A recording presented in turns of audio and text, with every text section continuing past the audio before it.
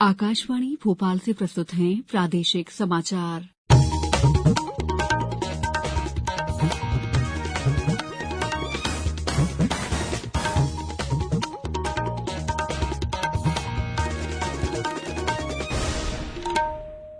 नमस्कार, समाचारों के साथ मैं दीपा सिंह। सबसे पहले मुख्य समाचार।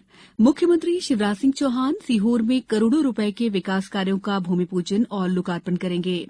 भारतीय रिजर्व बैंक ने 1 दिसंबर से प्रायोगिक आधार पर खुदरा डिजिटल रुपया शुरू करने की घोषणा की और खंडवा के हनुवंतिया में जल महोत्सव का शुभारंभ। 2 महीने तक चलने वाले महोत्सव में कई कार्यक्रमों का आयोजन होगा। अब समाचार विस्तार से। सीहोर शहर का गौरव दिवस आज मनाया जा रहा है। इस समारोह का शुभारंभ मुख्यमंत्री शिवराज सिंह चौहान करेंगे। समारोह में सांसद रमाकांत भार्गव और साध्वी प्रज्ञा सिंह ठाकुर भी शामिल होंगी। इस मौके पर समाज की 33 विभूतियों को सीएम गौरव सम्मान से सम्मानित करेंगे। मुख्यमंत्री सीहोर नगर में 19 करोड़ 38 लाख रुपए के निर्माण और विकास कार्यों का भूमि पूजन और 22 करोड़ 21 लाख रुपए के कार्यों का लोकार्पण करेंगे। कार्यक्रम में लोक स्वास्थ्य और परिवार कल्याण तथा जिले के प्रभारी मंत्री डॉक्टर प्रभुराम चौधरी भी मौजूद रहेंगे। सीहोर नगर के गौरव दिवस को लेकर नगर वासियों में भारी उत्साह है। भारतीय रिजर्व बैंक ने इस वर्ष 1 दिसंबर से प्रायोगिक आधार पर खुदरा डिजिटल रुपया शुरू करने की घोषणा की है। रिजर्व बैंक की प्रेस विज्ञप्ति के अनुसार इसके लिए 8 बैंकों की पहचान की गई है। पहले चरण में इसकी शुरुआत 4 शहरों में भारतीय state bank, ICI bank, yes bank और आईडीएफसी फर्स्ट बैंक से की जाएगी। बाद में bank of Baroda, union bank of India, HDFC bank और कोटक महिंद्रा बैंक सहित 4 और बैंकें इसमें शामिल की जाएंगी। प्रायोगिक आधार पर डिजिटल रुपए की शुरुआत मुंबई, नई दिल्ली, बेंगलुरु और भुवनेश्वर शहरों में की जाएगी। बाद में इसका विस्तार अहमदाबाद, गंगटोक, गुवाहाटी, हैदराबाद, इंदौर, कोच्चि, लखनऊ, पटना और शिमला तक किया जाएगा। आवश्यक होने पर इसका दायरा धीरे धीरे बढ़ाया जा सकता है। पत्र सूचना कार्यालय भोपाल और जिला प्रशासन के सहयोग से आज जबलपुर में मीडिया कार्यशाला वार्तालाप का आयोजन किया गया। इस दौरान पीआईबी के अपर महानिदेशक प्रशांत पाठराबे ने कहा कि मीडिया के साथ सकारात्मक संवाद की महती आवश्यकता है। कार्यशाला में बतौर मुख्य अतिथि मौजूद रहे पुलिस अधीक्षक सिद्धार्थ बहुगुणा ने कहा कि शासन की कल्याणकारी योजनाओं को जनता तक पहुंचाने में पत्रकारों की भूमिका महत्वपूर्ण होती है। उन्होंने कहा कि समय समय पर ऐसी कार्यशालाओं का आयोजन होते रहने चाहिए। कार्यशाला को भारतीय राष्ट्रीय राजमार्ग प्राधिकरण के परियोजना अधिकारी सोमेश पांझाल ने भी संबोधित किया। अपने संबोधन के दौरान उन्होंने कहा कि यदि देखा जाए तो राष्ट्रीय राजमार्ग प्राधिकरण और प्रधानमंत्री सड़क जैसी परियोजना ने दशा और दिशा ही बदल दिया है।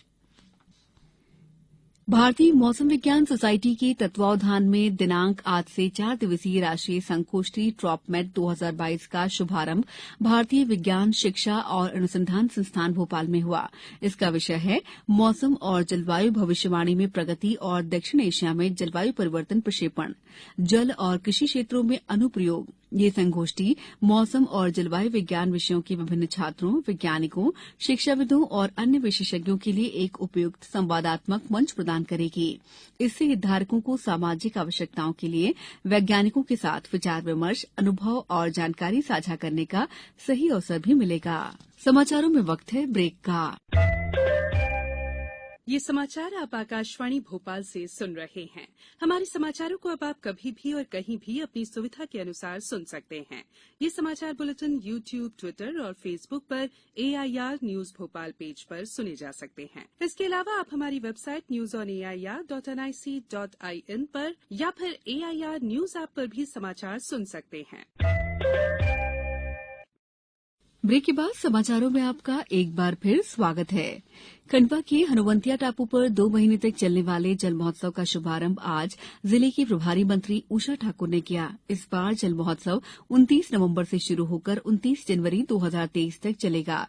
यहां पर दिन में जहां वाटर स्पोर्ट्स होंगे, वहीं शाम को सांस्कृतिक कार्यक्रमों में मध्य प्रदेश के कलाकार गीत संगीत से पर्यटकों का मनोरंजन करेंगे।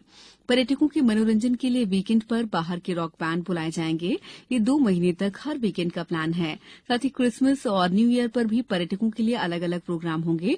वहीं क्रूज से लेकर house boat, banana ride, speed boat और एडवेंचर का हिस्सा होंगे। पर्यटकों के लिए मध्यप्रदेश सहित निमाड़ के अलावा अन्य स्थानों प्रदेश के फूड स्टॉल भी लगाए गए हैं। यहां पर्यटक अलग अलग प्रकार के खाने का लुत्फ उठा सकेंगे।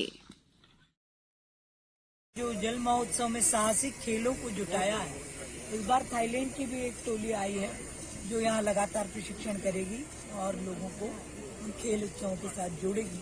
वेलनेस सेंटर नया है हमारा, है ना। फिर वो नदी पार करेंगे, स्लाइडिंग, उसके माध्यम से हॉट जो बैलून है, हॉट एयर बैलून, वो लोगों को घुमाएगा और कैसे कई सारे नवाचार इसमें हैं और मुझे लगता है कि हमारे पर्यटक भरपूर आनंद इसका लेंगे।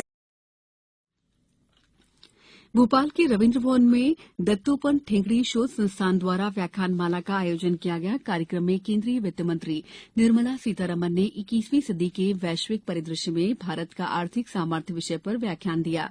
इस मौके पर मुख्यमंत्री शिवराज सिंह चौहान भी उपस्थित थे।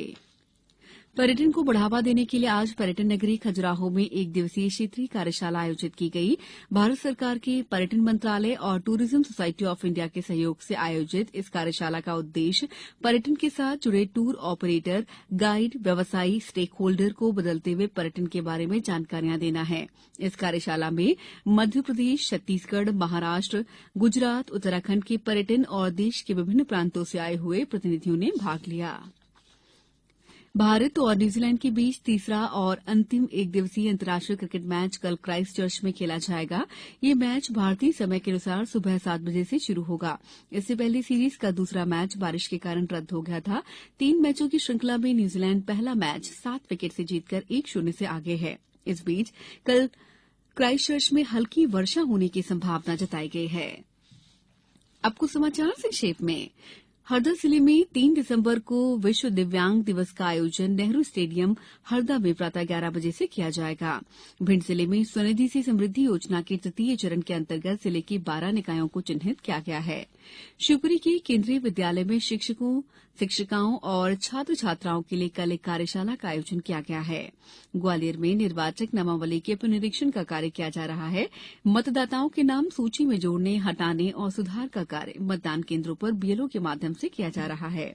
अशोकनगर के मुंगावली में आज स्वसहायता समूह की सम्मेलन का आयोजन किया गया। इस मौके पर समूह के सदस्यों को रोजगार मूलक योजनाओं का प्रशिक्षण भी दिया गया। गुना जिला कलेक्ट्रेट के सभाकक्ष में आज सड़क सुरक्षा समिति की बैठक का आयोजन किया गया। शहडोल जिले में समर्थन मूल्य पर धान खरीदी शुरू हो गई है। जिले में खरीदी के लिए 50 केंद्र बनाए गए हैं। बैतूल जिले में रबी सीजन में अभी तक 2 लाख से अधिक हेक्टेयर में बोवनी की जा चुकी है। और श्योपुर में विश्व दिव्यांग दिवस पर 3 दिसंबर को आयोजित स्वास्थ्य शिविर में दिव्यांगजनों को उपकरण प्रदान किए जाएंगे। अंत में मुख्य समाचार एक बार फिर। मुख्यमंत्री शिवराज सिंह चौहान सीहोर में करोड़ों रुपए के विकास कार्यों का भूमि पूजन और लोकार्पण करेंगे। भारतीय रिजर्व बैंक ने 1 दिसंबर से प्रायोगिक आधार पर खुदरा डिजिटल रुपया शुरू करने की घोषणा की। और खंडवा के हनुवंतिया में जल महोत्सव का शुभारंभ। 2 महीने तक चलने वाले महोत्सव में कई कार्यक्रमों का होगा आयोजन। इस बुलेटिन में इतना ही। दीजिए इजाजत। नमस्कार।